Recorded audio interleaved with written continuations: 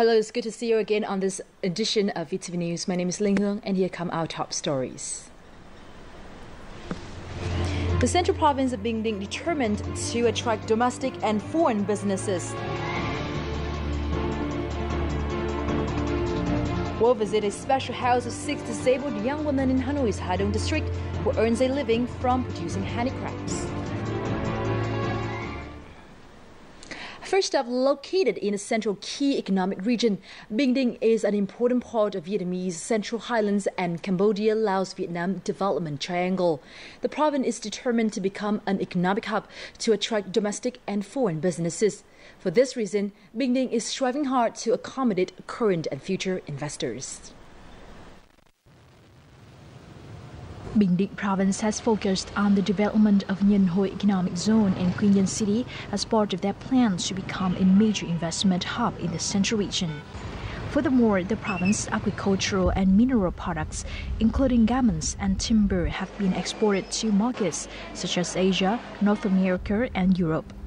To attract investors, Binh Dinh province continues to promote the importance of developing master plans and simplifying administrative procedures to welcome both Vietnamese and foreign investors. Reducing red tape has positively affected incoming projects. The local authorities have often held meetings and discussions to resolve problems that investors and businesses might face. Furthermore, Binh Dinh province provides beneficial incentives such as vocational training, detailed information, and pre- and post-investment support for investors.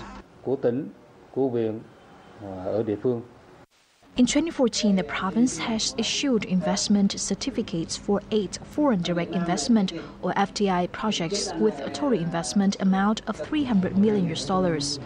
Until now, there are more than 50 licensed projects with approximately $1.5 million in registered capital, mostly from the United States, Japan, Russia, and China. A $30 billion petrochemical refinery to be located in Nhân Hoi Economic Zone has proved especially interesting to foreign investors after a full feasibility study was completed. Binh Dinh province provides a gateway to several sea navigation networks. It is considered a cornerstone in socio-economic development, tourism, and national safety. As such, these advantages can boost logistic services and attract investment for numerous projects in Binh Dinh province.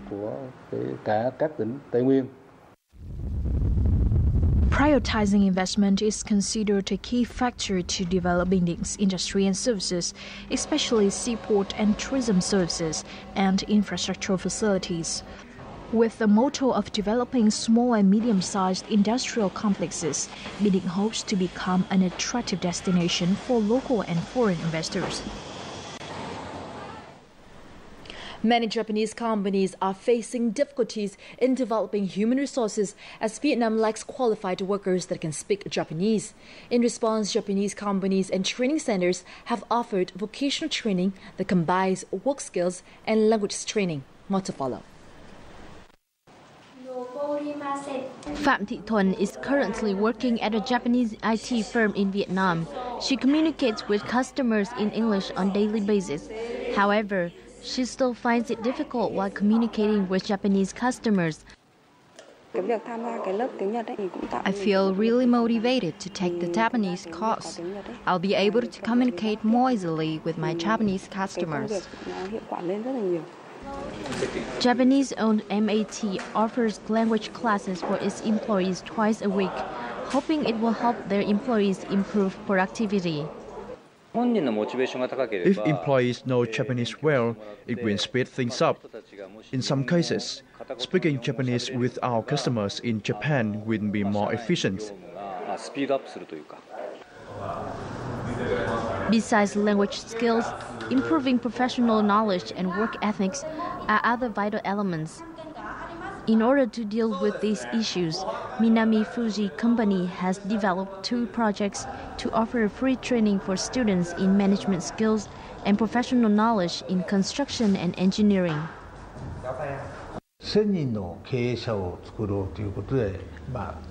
Our company offers 2 training projects in Vietnam. The first is Global Management College, which began in 2014, providing training for young global leaders. The second one is Master School, training students in technical fields.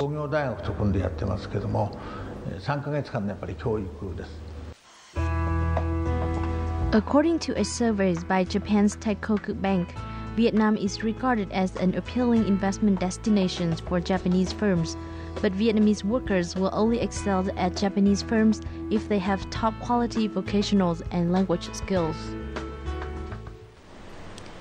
In other news, the northern province of Bắc Giang has sold 130,000 tons of lychees so far, out of the province's expected annual output of 180,000 tons. Bắc Giang province has sold 80,000 tons of lychees to the domestic market, more than half of which was distributed in Ho Chi Minh City and provinces in the south. The rest was exported to China, ASEAN countries, and to markets such as the United States, France, Australia, Japan, and Korea. In the past, lychee producers were largely reliant on Chinese merchants, but this year the province has actively sought new consumer markets through retail channels, wholesale markets, and major supermarket chains. Exotic Vietnam is an intriguing blend of many charms. This land is where all manner of stunning landscapes await like a visual feast, rivaled only by the beauty of its people and their abundantly rich tradition and culture.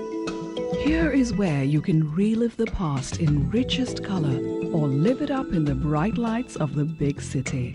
With so much more to offer, Vietnam is simply unforgettable. You're watching VTV News for the latest updates on Vietnam. Hanoi's Ha Dung district is a unique center for those with disabilities. 6 disabled young women live and work together, producing handicrafts. We'll visit this special house in our next story. These young ladies are making handmade stuffed animals. Yet, there is barely a sound of this small room other than the chatter of the sewing machines and the snipping sounds of scissors. Ngọc Ánh, the youngest of the 6, is now preparing pieces of cloth for tailoring the product covers. She was born deaf and mute, which made it hard for her parents to help her find a suitable job. I found everything so difficult at first, but then I was instructed thoroughly by my workmates. I got used to these things and I like this job. Products that we've made here look so cute and cheerful.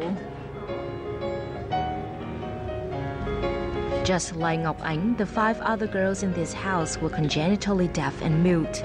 This house where they worked and lived together was provided by a local handicraft company, which employs them. These disabled young women now have stable incomes of $100 per month.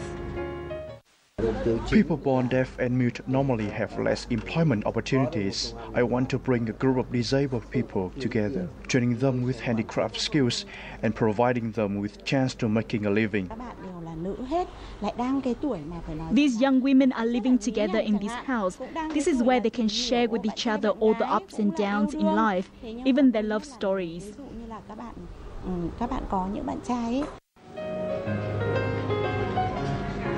For these disabled young women, the shelter is their world.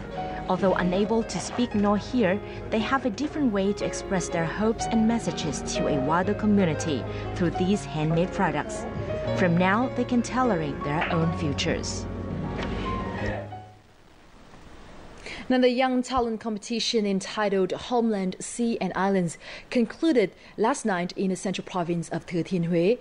The event attracted over 1,250 students and 500 coaches and instructors from sports and tourism institutions across the nation. The participants competed in fine arts, performing arts, sports and tourism. This was seen as the largest competition ever held in these fields in Vietnam. It was also a great chance for participants to exchange experiences and to honor those contributing to sports, culture and tourism in Vietnam.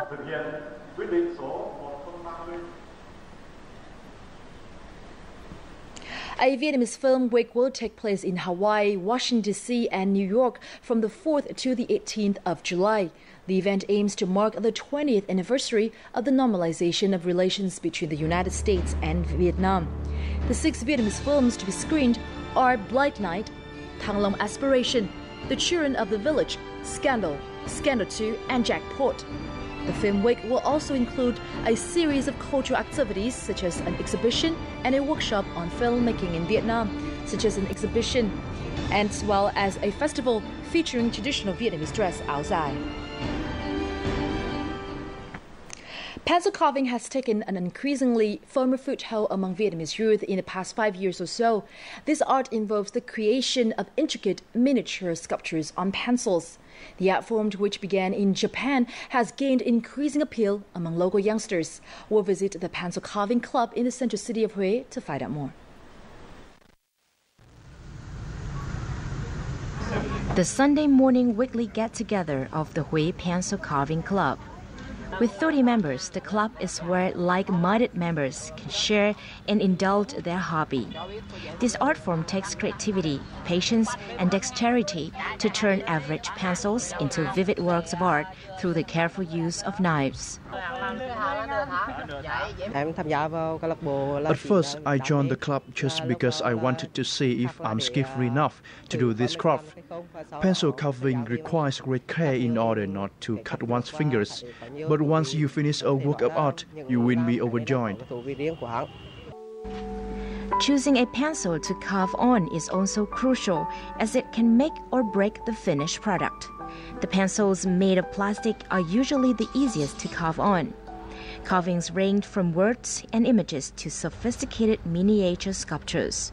Since its establishment last year, Hue Pencil Carving Club has come up with 3 signature styles of their own, including word fonts, picture, and pencil tip.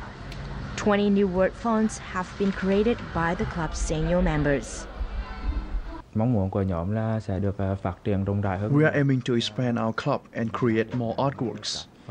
I'm planning to organize competitions among pencil carving lovers as a way to help them refine their skills and motivations.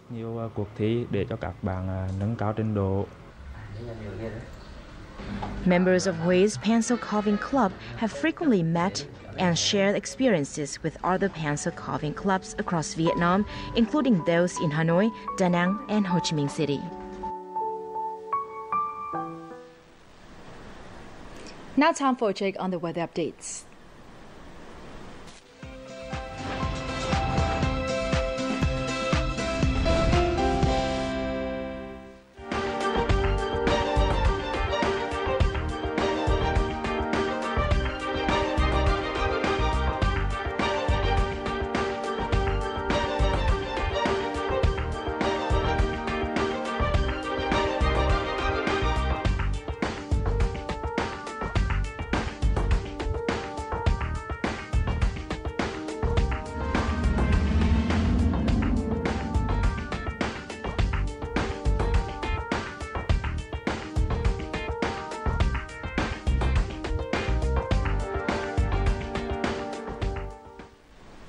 The weather forecast just wrapped up this edition of VTV News at this hour. Thank you very much for being with us. Feel free to log on to vtv4.vn or youtube.com/vtv4go for other updates. And goodbye for now.